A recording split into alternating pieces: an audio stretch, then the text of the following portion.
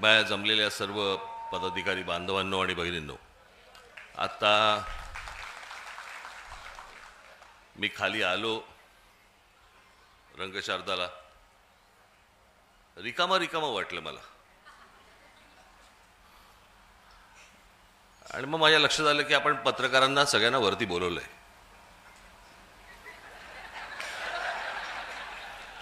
खाली कोणीच नव्हतं.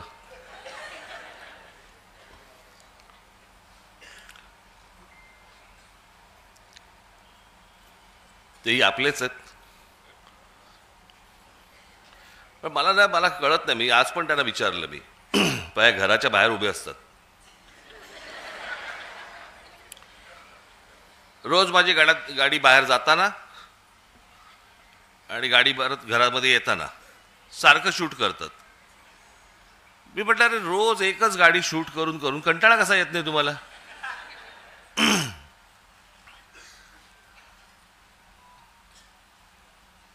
बरं, आज आमची तिकडे ती यशवंतराव चव्हाणला आमची बैठक होती. मवियाचे सगळे इतर नेते होते आणि आम्ही होतो. बाहेर पडताना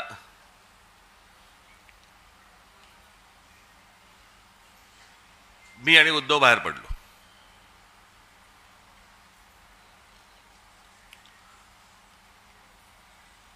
मी त्यांना विचारणार होतो, तिकडे जे सगळे कॅमेरावाले होते त्यांना विचारणार होतो, कारण परत परत सुरू करणार 11वी भेट मोजतायत. आम्हीच विसरलो. बरं, आता सोडून द्या ना. आता उठणं बसणं तर होणार आहे, भेटणं होणार आहे, ते चालू राहणार आहे. मोजताय कसले? 9वी भेट, 10वी भेट, आणि ते किती वेळा दाखवणार? मलाच कंटाळा आला तर लोकांना किती कंटाळा येत असेल?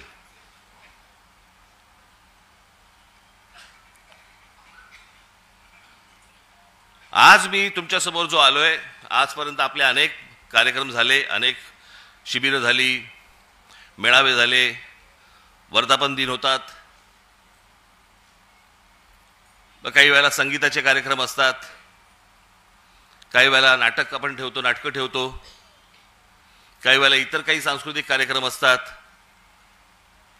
असे विविध कार्यक्रम असतात ना. आज म्हटलं तुम्हाला जरा वेगळं दाखवावं. आज तुमच्यासाठी मी जादूचे प्रयोग आणलेत.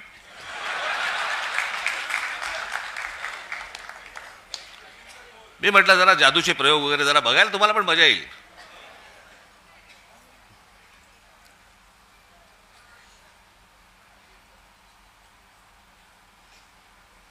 आता ज्याच्यासाठी म्हणून संपूर्ण देशभर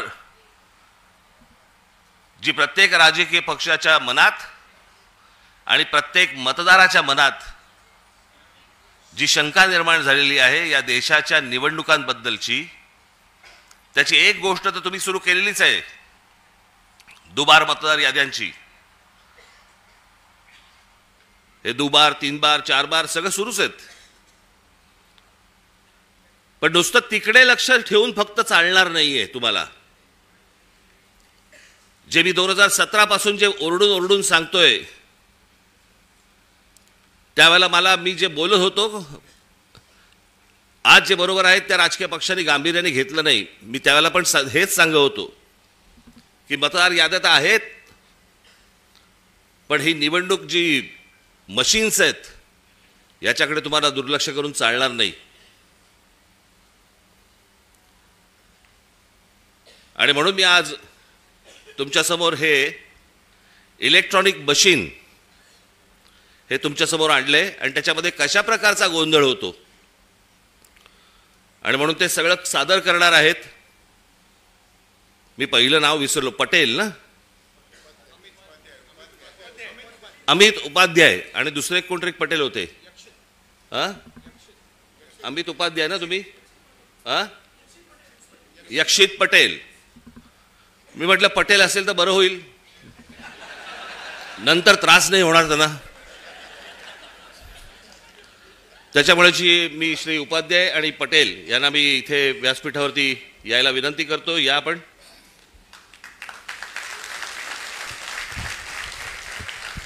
आणि आज संपूर्ण महाराष्ट्राचा सर्व पत्रकार मीडिया इथे आहे.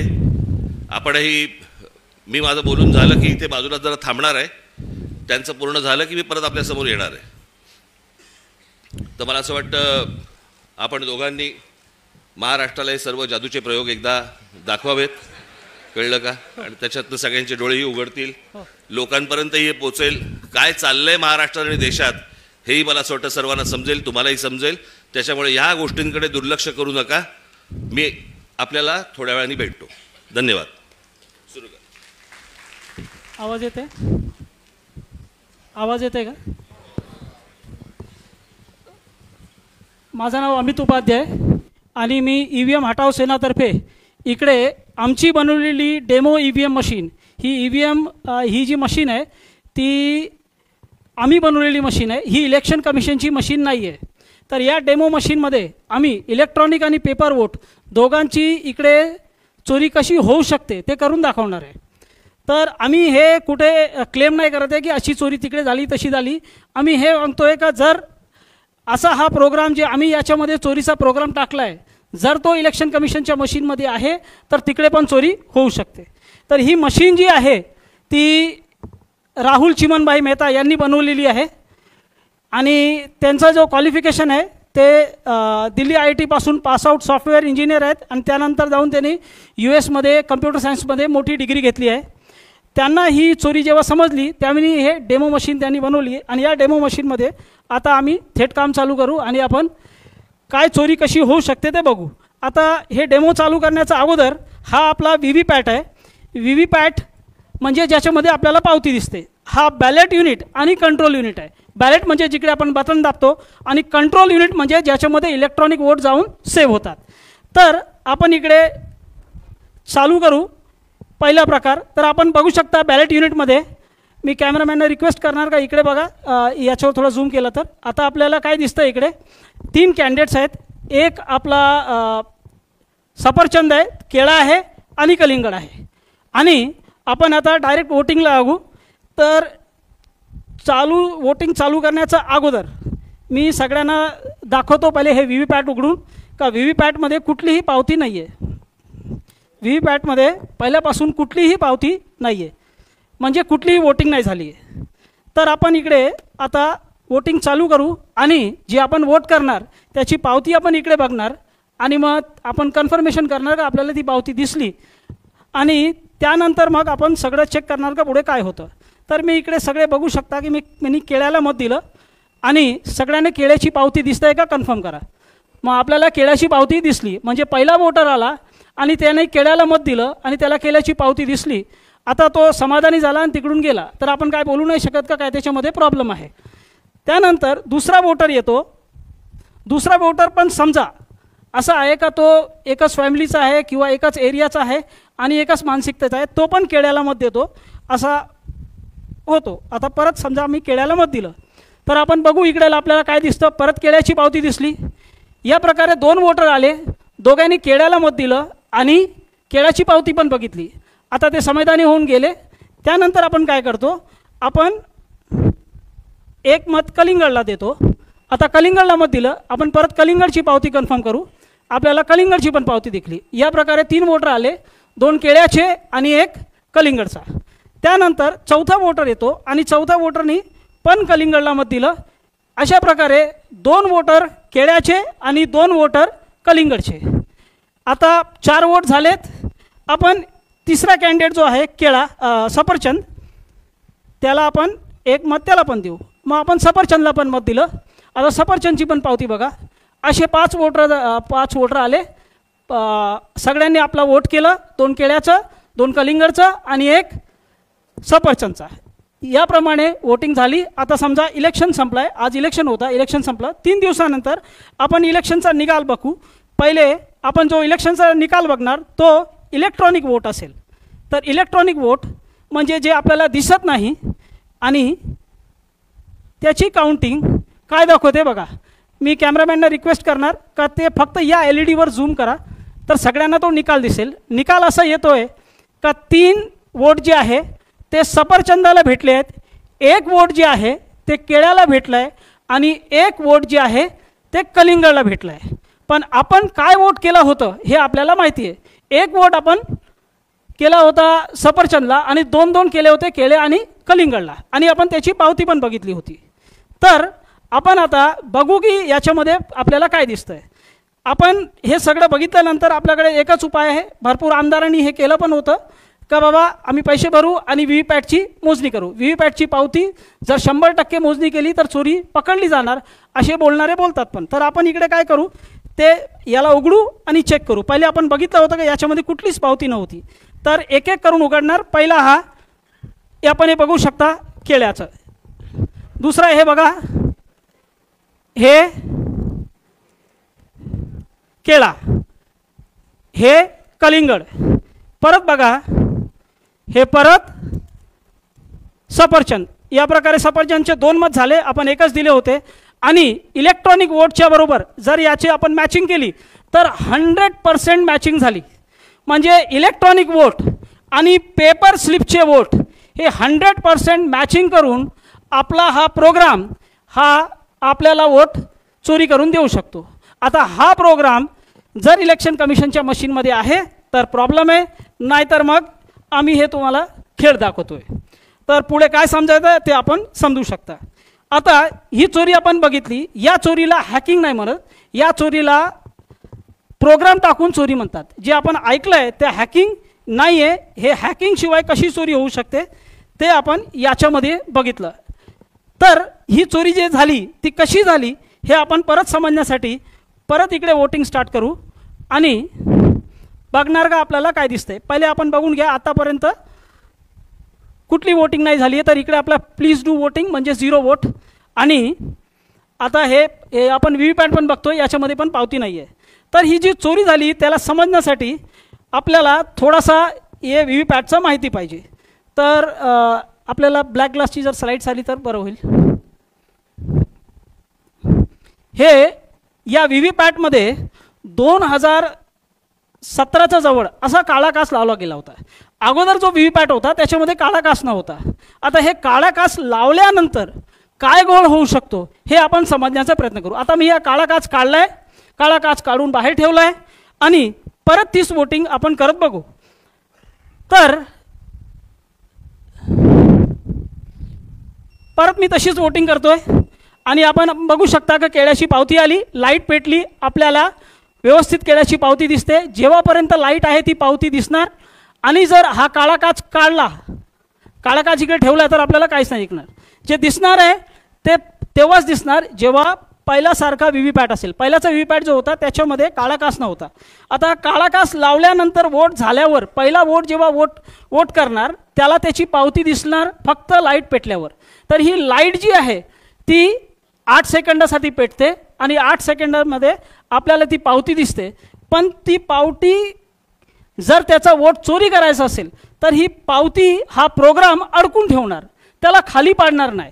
आणि दुसरा वोटर जो येणार वोट करायला त्याला ही पावती दिसणार नाही. तर काळ्या काचच्या मागे अशी पावती अडकलेली आहे हे दुसरा वोटरला माहीत नाही पडणार. तो येतो, तो पण केळ्याला वोट देतो आणि आपल्याला इकडे काय दिसतं, दुसऱ्या वोटरसाठी परत इकडे लाईट पेटवली जाईल आणि त्याला पहिल्याची पावती दिसेल. आणि अंधारात काय होतंय बघा,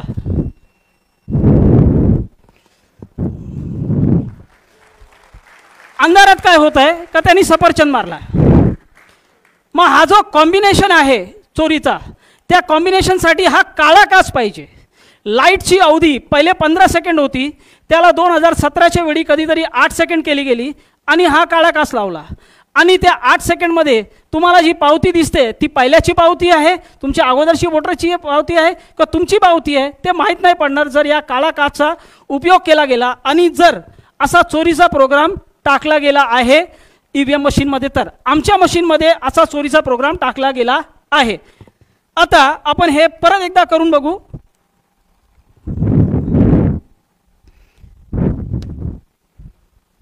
मी आता इकडे कलिंगडला मत देतोय. सगळ्यांनी पावती बघा, कलिंगडची पावती आपल्याला दिसली, लाईट पेटली. जेव्हापर्यंत लाईट पेटत आहे तेव्हापर्यंत दिसणार. एकदा लाईट बंद झाली का आपल्याला काय पावती दिसणार नाही. पण इकडे बघा प्रोग्रामला मत चोरी करायचं आहे म्हणून त्यांनी काय केलं आहे, पावती अडकून ठेवली आहे. आता इकडे अडकलेली ही पावती जी आहे ते काळ्या काचच्या मागे दुसरा वोटरला दिसणार नाही. आता दुसरा वोटर येतो आणि समजा त्यांनी कलिंगडला मत केलं. आता कलिंगडला मत केल्यावर काय दिसतंय, त्याला पहिल्याची पावती दिसते, काळ्या काचच्या मागे व्यवस्थित पावती दिसेल. अंधार झाला, एकदा अंधार झाल्यावर बघा तो काय करतो. तर हा काळा काच जो प्रोग्राम आहे तो प्रोग्राम वोट चोरी करणार आणि हा जो काळा काच आहे ती चोरी लपवणार. पहिल्याची जी मशीन होती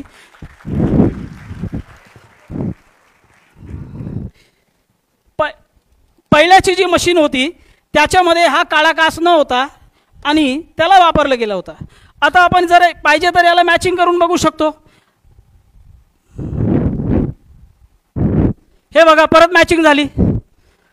2 आपल्याला सफरचंद भेटले, 1 केळा भेटला, 1 कलिंगड भेटला आणि एक एक वोट जे आहे तो केळ्याचा आणि कलिंगडचा चोरी होऊन सफरचंदला गेला. आपण 4 वोट केले होते. तर याप्रमाणे हा काळा काच जो आहे तो चोरी लपवू शकतो आणि जर चोरीचा प्रोग्राम आहे तर तो चोरी करू शकतो. आता हा चोरीचा प्रोग्राम मी या मशीनमध्ये टाकला आहे. इलेक्शन कमिशनच्या मशीनमध्ये हा प्रोग्राम आहे नाही आहे मला माहीत नाही, सगळ्यांनी आपला गेस करू शकता. तर हा एक प्रकारची चोरी झाली. त्यानंतर जर इलेक्शन कमिशनच्या मशीनमध्ये आपल्याला काळे काचचे पुरावे आहे का नाही आहे हे समजायचं आहे तर आपण हे बघू शकता. हे जून 2017च्या अगोदर या बाजूचा आपण बघू शकता. हा जो काच आहे तो ट्रान्सपरंट आहे, पारदर्शक आहे. त्याच्यामध्ये 15 सेकंडसाठी लाईट नाही पेटली जरी किंवा 8 सेकंड जरी लाईट नाही पेटली तर पावती येताना थांबताना पडताना सगळं व्यवस्थित दिसणार. पण हा काच जो आहे त्या काचाचा मागे जेव्हा लाईट असेल तेव्हाच दिसणार आणि लाईट किती पेटायची, किती वेळ पेटवायची आहे ते डिपेंड करणार प्रोग्रामवर. मग प्रोग्राम जर याला 8 सेकंडसाठी पेटवणार तर मग या प्रकारे चोरी होऊ शकते. तर आता आपण अजून जे थोडेसे पटापट पुरावे बघून घेऊ. तर हे एक व्हिडिओ आहे, ओरिजिनल EVM मशीनमध्ये वोटिंग झाली होती. आता आपण बघा हे आपल्याला इकडे झालं, हे बटन दाबली, इकडे पावती येताना थांबताना पडताना काहीच नाही दिसते, फक्त लाईट पेटली. आता ही या माणसाच्या वोटची पावती आहे का याचा अगोदर कोणी वोट देऊन गेलाय ते माहीत नाही पडणार. मग आपल्याला व्यवस्थित हे 7-8 सेकंडमध्ये कळतं. हा आता हे सोलापूर विधानसभामध्ये उघड पडलेली एक VVPAT मशीन होती. तर वरती आपण बघू शकता एक पारदर्शक काच आहे, 2 काच असतात, एक पारदर्शक काच आणि खाली आपल्याला काळा काच दिसतंय. म्हणजे इलेक्शन कमिशनच्या मशीनमध्ये असा काळा काच आहे. जर त्याच्यामध्ये हा प्रोग्राम पण आहे तर काय होऊ शकतो आपण समजू शकता. त्यानंतर आपण इकडे बघू शकता की हे 2024 लोकसभाच्या अगोदर अशी EVM मशीन मणिपूरमध्ये फोडली गेली होती. तर त्याच्यामध्ये आपल्याला दिसतंय का हा जो VVPATचा भाग आहे त्याच्यामध्ये काळा काच स्पष्ट दिसतोय. म्हणजे इलेक्शन कमिशनच्या मशीनमध्ये जो VVPAT आहे त्याच्यामध्ये हा काळा काच आहे. आणि हा काळा काच का ठेवला गेला आहे ते इलेक्शन कमिशनचं असं म्हणणं आहे का जो भाग आहे ज्याच्यामध्ये आपण जाऊन वोटिंग करतो तो कंपार्टमेंटचा भाग, त्याच्यामध्ये जाऊन कोणी असा पीप करून 8 सेकंडसाठी असं बघितलं तर त्याला दिसलं नाही पाहिजे की काय पावती आली, तुमचा वोट नाही मत पडलं पाहिजे. आता हे किती लॉजिकल आहे हे आपल्याला सगळ्यांनी त्याचा विचार करावा. Now we can go to demo 2. आता एक प्रकारे अजून चोरी होऊ शकते. समजा काळा काच याच्यामध्ये नाही, आता मी काळा काच काढून ठेवला आहे. आता आपण दुसऱ्या प्रकारे इकडे चोरी करून बघू. आपण मॉल वगैरेमध्ये जातो, तिकडे मॉलमध्ये गेल्यावर जर आपण तिकडे जे नल वगैरे असतात त्याच्याखाली हात टाकलं का आपोआप तिकडे पाणी पडतो. आता त्याच्यामध्ये लाईट सेन्सर लागले, जसं आपण हात टाकतो, हात टाकल्यावर आपोआप पाणी पडतो. कारण तिकडे जे लाईटचं मात्रा आहे जे त्याच्यावर पडते ती कमी होते. लाईटची तीव्रता कमी झाल्यावर व्यवस्थित पाणी जो आहे तो आपोआप पडू लागतो, कारण त्याच्यामध्ये लाईट सेन्सर, जसंच आपण हात काढतो आपोआप पाणी बंद होतो. आता तो लाईट सेन्सर इलेक्शन कमिशनच्या मशीनमध्ये पण लागला. याचे पुरावे आपण पुढे बघू. पण त्यांनी कशी चोरी होऊ शकते हे मी इकडे करून दाखवण्याचा प्रयत्न करतो. तर आता इकडे समजा पहिला एक वोटर जो आहे तो येतो आणि इकडे उभा राहतो. तर हा वोटर आहे, याला वोटर समजा, आणि तो इकडे उभा राहून पहिला वोट करतो. आणि आपण बघा इकडे आपण वोट करू, केळ्याला वोट करू, काळा काच नाही आहे तरी कशी चोरी होऊ शकते. केळ्याला मत केलं आणि व्यवस्थित केळ्याची पावती आली, कारण वोटर तिकडे उभा आहे आपली पावती बघण्यासाठी.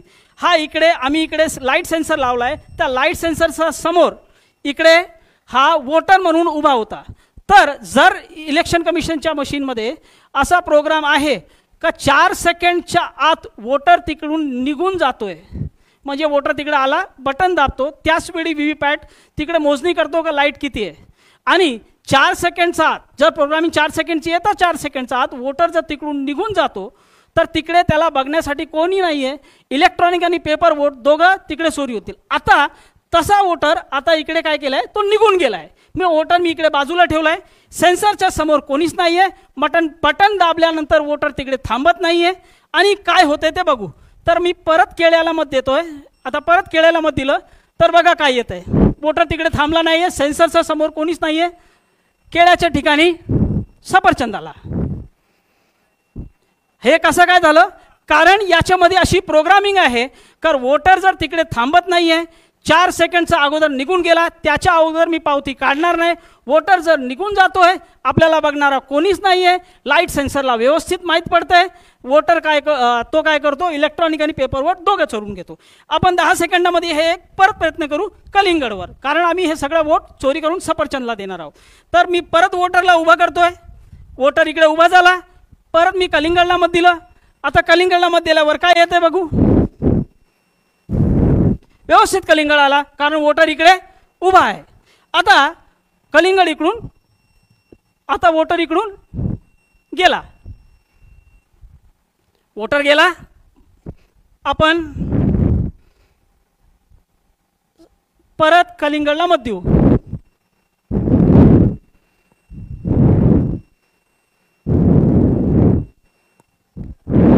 सफरचंद.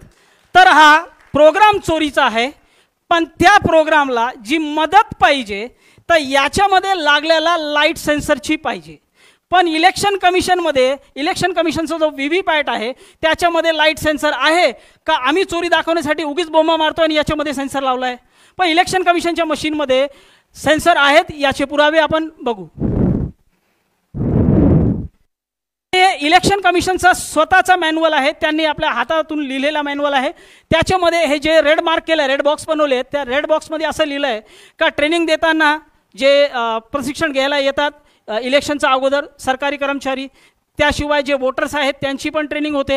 हे सगळे करताना हा जो बॉक्स आहे, ही जो व्ही व्ही पॅट आहे त्याच्यावर लक्ष द्यायचं आहे का त्याच्यावर डायरेक्ट हॅलोजन लाईट किंवा सूर्याचा प्रकाश नाही पडला पाहिजे. जर तसा लाईट त्याच्यामध्ये पडला तर हा एरर मोडमध्ये जाऊन बंद होईल, असं याच्यामध्ये स्पष्ट लिहिलं आहे. तर एक निर्जीव वस्तूला कसं माहीत पडणार का बाबा माझ्यावर लाईट पडते, आपल्याला आपण जे आहेत आपल्याला माहीत पडू शकतो, आपण सजीव आहे, पण तो निर्जीव आहे. तर त्याच्यामध्ये लाईट सेन्सर लागला आहे, तेव्हाच त्याला माहीत पडणार का त्याच्यावर लाईट पडते, आणि त्याप्रमाणेच तो आपोआप एरर मोडमध्ये जाऊन बंद होईल, तो लाईटला घाबरतो.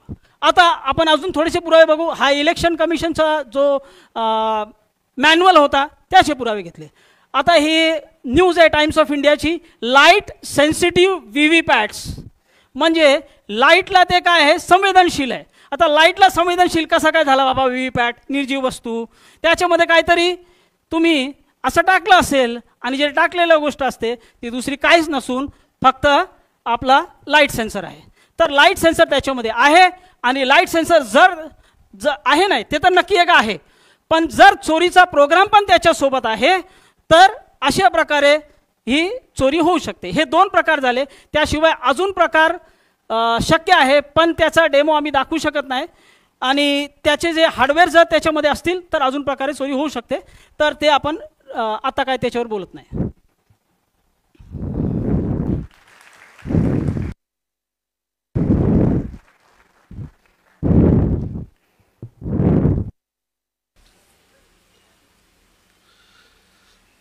पाहिलंत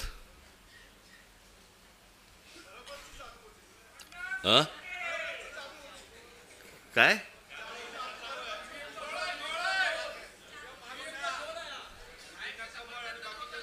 म्हणून तुम्ही जर लक्ष नाही दिलं ना तर हातात केळच येणार.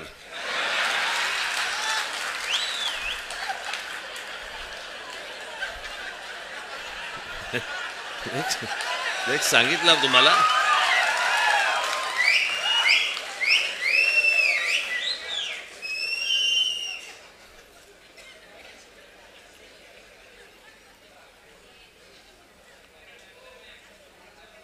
हे आपण गेले अनेक वर्ष आपण ही ओरडून ओरडून सांगतोय.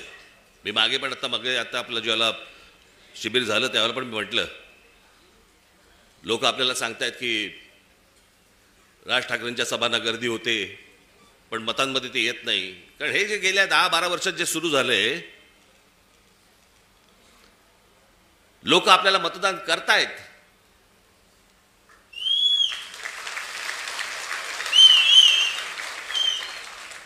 पण या सगळ्या भानगडीमधनं आपल्याला दरवेळेला पराभव पत्करावा लागतो.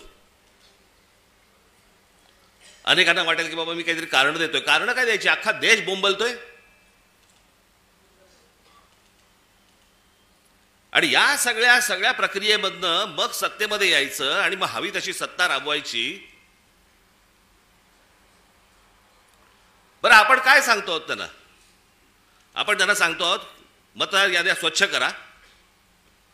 5 वर्ष निवडणुका झालेल्या नाही आहेत या महाराष्ट्रामध्ये स्थानिक स्वराज्य संस्थांच्या. मतदार याद्या स्वच्छ करा. अजून 1 वर्ष लागलं तरी चालेल, 1 वर्षाने निवडणुका घ्या, काय फरक पडतो? आणि उद्या मतदार याद्या ज्यावेळेला स्वच्छ होतील त्यावेळेला ज्याचा विजय होईल, ज्याचा पराभव होईल, आम्हाला मान्य आहे. उद्या आज जे सत्तेवरती आहेत त्यांचा जर समजा विजय झाला, मतदार याद्या पूर्ण पारदर्शक झाल्यानंतर, आम्हाला मान्य आहे. पण ह्या सगळ्या गोष्टी सगळ्या लपवायच्या आणि लपवून लपवून लपवून लपवून त्याच्यातनं निवडणुका घ्यायच्या. मॅच तर फिक्स आहे. भाई, ज्या वेळेला मॅच फिक्सिंग आपल्या क्रिकेटमध्ये ज्या वेळेला झालं त्यावेळेला अझरुद्दीन पासून सगळ्या लोकांना त्यावेळेला काढून टाकलं होतं. जडेजापासून काढलं होतं ना. इथे कोणालाच काढत नाहीत.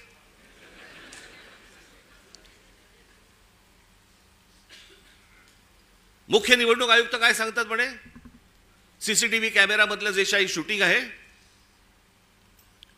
ते म्हणे प्रायव्हेट आहे. प्रायव्हेट काय काय काय त्यांनी शब्द वापरला? हा, त्याची प्रायव्हसी कसली आली?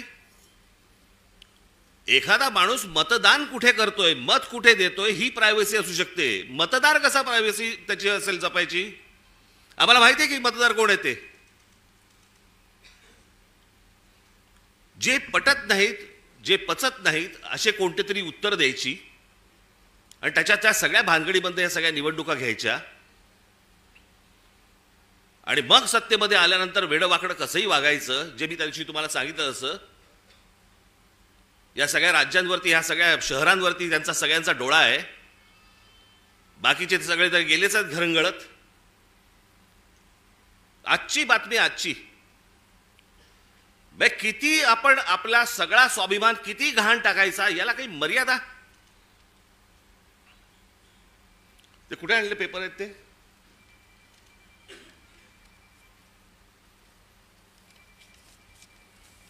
म्हणजे हा मनात ह्यांचा विचार येतो कसा?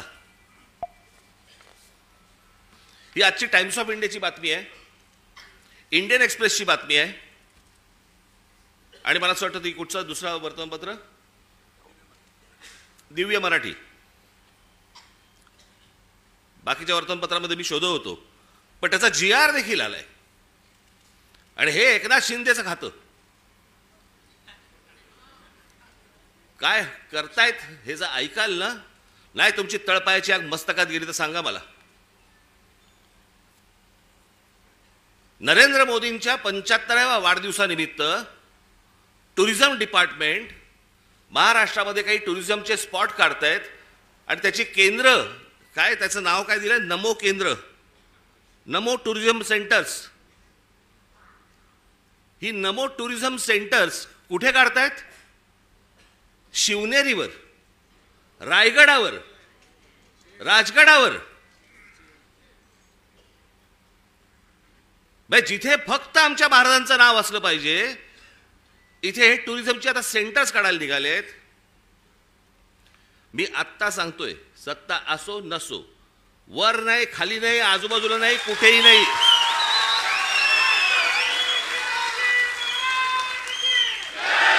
उभं केलं की फोडून टाकणार.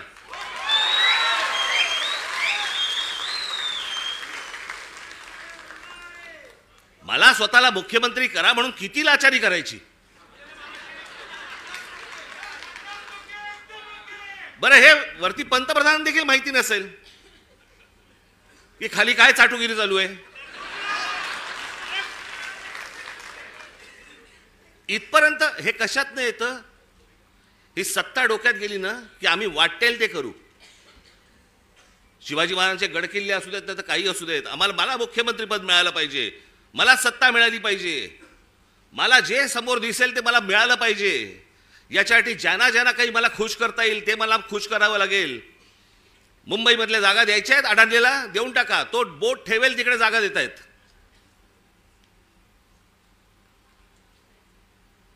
हे सगळं येतं सत्तेतून, सत्ता येते याच्यातून. म्हणून तुम्हाला बारीक लक्ष ठेवायला लागणार आहे. आणि याच्यासाठी म्हणून तो आपला उद्याचा 1 तारखेचा आपण मोर्चा काढतो आहोत. दणदणीत मोर्चा झाला पाहिजे. दिल्लीपर्यंत कळलं पाहिजे महाराष्ट्रामध्ये काय आग पेटली आहे ती.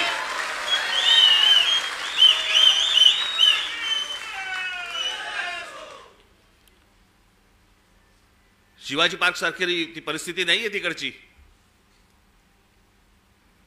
त्याच्यामुळे तिकडे बसेस किती तिकडे जाऊ शकतात वगैरे मला माहिती नाहीये.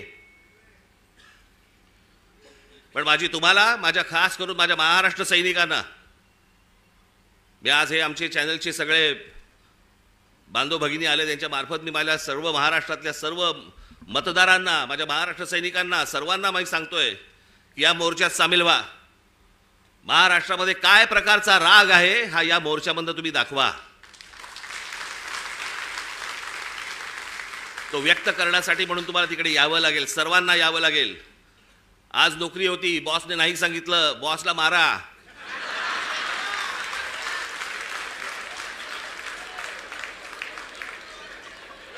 शनिवार पुरता 1 मत त्याच्या गालावर द्या. आणि मला असं वाटतं तुमचा बॉस पण मतदारच असेल, त्यालाही घेऊन या. पण हे जे चाललंय हे या महाराष्ट्रातल्या, या देशातल्या प्रामाणिक मतदाराचा अपमान सुरू आहे. तो मतदार उन्हातानामध्ये रांगेमध्ये उभा राहतोय, त्यांना ज्याला हवंय त्याला तो मतदान करतोय. पण येणारे जर समजा रिझल्ट समजा विचित्र लागणार असतील तर मला असं वाटतं की त्याच्या तो मताचा अपमान आहे. हे सगळं सुधारलं पाहिजे, हे सगळं नीट झालं पाहिजे. या देशातल्या निवडणुका पारदर्शक पद्धतीने झाल्या पाहिजेत. उद्या जय कोणाचा पराजय कोणाचा आहे ते निवडणुकीनंतर बघता येईल, पण निवडणुका तरी पारदर्शक झाल्या पाहिजेत. अहो, हे मशीन्स तर कुठेच नाहीत जगात. अमेरिकेसारख्या देशामध्ये, सगळ्या पुढारलेल्या देशांमध्ये आजही तिथे बॅलेट पेपरवरती सगळे मतदान होतात. 3-4 देश आहेत जिकडे वोटिंग मशीन वापरलं जातं, तेही कुठे? आफ्रिकेत. पण जेवढे म्हणून पुढारलेले देश या जगामध्ये आहेत त्या सगळ्या ठिकाणी बॅलेट पेपर वापरला जातो. बरं, हे मी एकटा नाही बोलत आहे, हे पंतप्रधान नरेंद्र मोदी देखील बोललेत. त्यांचाही एक व्हिडिओ माझ्याकडे आहे, माझ्याकडे खूप आहेत.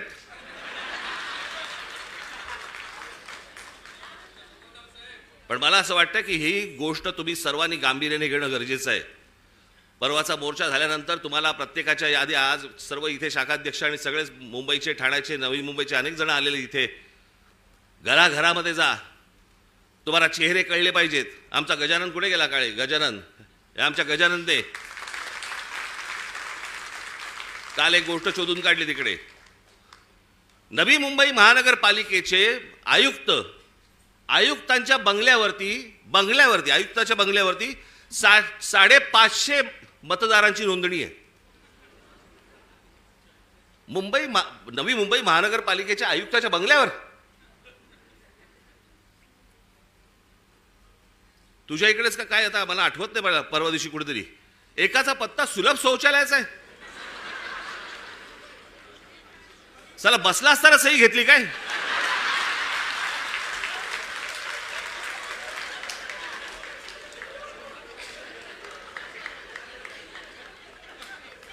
काहीही सुरू आहे. आणि मला असं वाटतं हा काही पोरखेळ नाहीये. हा तुमच्या आमच्या सर्वांच्या आयुष्यातली प्रत्येकाची 5-5 वर्ष जात आहेत. मी नेहमी सांगत आलो, माझा पुनर्जन्मावरती विश्वास नाहीये. या जन्मामध्ये ज्या काही गोष्टी आहेत तुमच्या, या महाराष्ट्राचं भलं झालं पाहिजे, या महाराष्ट्राचं काही चांगलं झालं पाहिजे, याच्यासाठी म्हणून मी स्वप्न पाहतोय, तुम्ही स्वप्न पाहतात. आणि त्या स्वप्नांची जर राख रांगोळी जर समजा ही मशीन्स करणार असतील, काय उपयोग आहे निवडणुकांना? आणि म्हणून मला तुम्हाला फक्त सांगायचं आहे की परवाच्या मोर्चाला तर दणदणीतपणे तुम्ही याच, पण त्याच्यानंतर घराघरामध्ये जाऊन तुम्हाला चेहरे कळले पाहिजेत, कोण मतदार आहेत, कोण उतरतायत, कोण जात आहेत. हे प्रत्येक ठिकाणी जे सगळे दुबार बिबार भरलेत, हे सगळे नष्ट केले पाहिजेत. आणि अत्यंत चांगल्या पद्धतीने या महाराष्ट्रामध्ये निवडणुका झाल्या पाहिजेत. बाकीच्या ज्या काही कायदेशीर ज्या काही गोष्टी करायच्या आहेत त्या चालू आहेत, ते करणं सुरूच आहे. तुम्हाला 1 तारखेला अनेक गोष्टी समजतीलच काय काय पुढे सुरू आहे ते. आणि टप्प्याटप्प्याने आपल्याला पुढे जायला लागेल. ही एक खूप मोठी लढाई आहे. ही आपल्याला सर्वांना एकत्र लढावी लागेल, महाराष्ट्राला लढावी लागेल. प्रत्येक वेळेला महाराष्ट्रानेच पहिलं पाऊल पुढे टाकलेलं आहे. यावेळेला देखील पहिलं पाऊल महाराष्ट्रच टाकेल. आणि म्हणून तुम्ही सर्वजण मोठ्या संख्येने येत्या 1 तारखेला आपण दणदणीत पद्धतीने सर्वजण तिथे हजर राहाल अशी एक आशा अपेक्षा बाळगतो. मग अशी म्हटल्याप्रमाणे तिकडे बसेस बिसेस सगळं किती होऊ शकणार आहे मला माहिती नाही आहे, कारण शक्य नाही होणार. त्याच्यामुळे मी स्वतः लोकलने येणार आहे.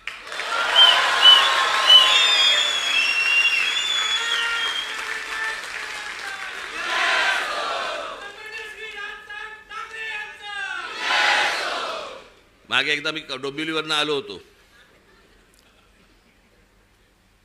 अहो जातानाच मी खूप वर्ष झाली त्याला, बरीच वर्ष झाली त्याला, 3-3.5 तास लागले हो मला डोंबिवलीला पोहोचायला. गचा गचा गचा गचा गचा चालू आहे आपलं तिकडे त्या खड्ड्यामधनं. ट्रॅफिक जॅम, तो सगळा तो तुमचा शिळफाटा. तिथे पोहोचलं की तो शिळफाटा फाट्यावरच मारतो.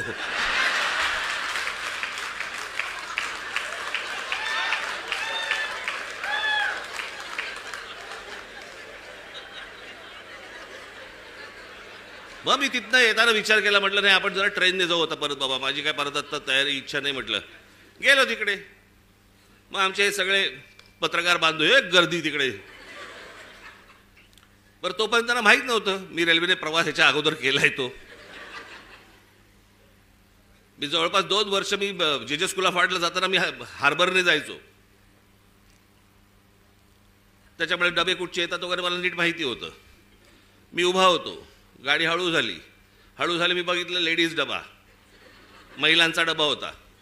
हे सगळेजण ताबाताबात होते, सगळे कॅमेरे बिमेरे पत्रकार सगळे. मी आपलं जाताना फक्त एवढंच केलं, हे सगळेजण त्या महिलांच्या डब्यात शिरले, मी मागच्या डब्यात शिरलो.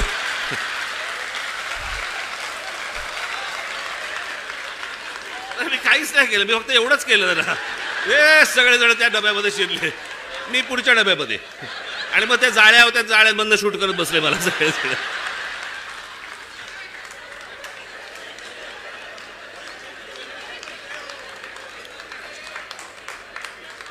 असो, तर मला काय सांगायचंय माझ्या पत्रकार बांधवांना समजलं असेल. 1 तारखेला विनाकारण गर्दी करू नका.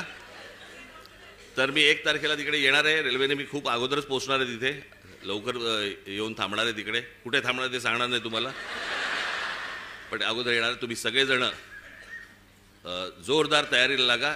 1 तारखेला तर या, पण त्याच्यानंतर प्रत्येकाला घराघरामध्ये जाऊन सर्व मतदारांना आपण भेटा, त्यांच्याशी बोला, मतदार यादीमधलं नाव सगळ्यांची चेक करा.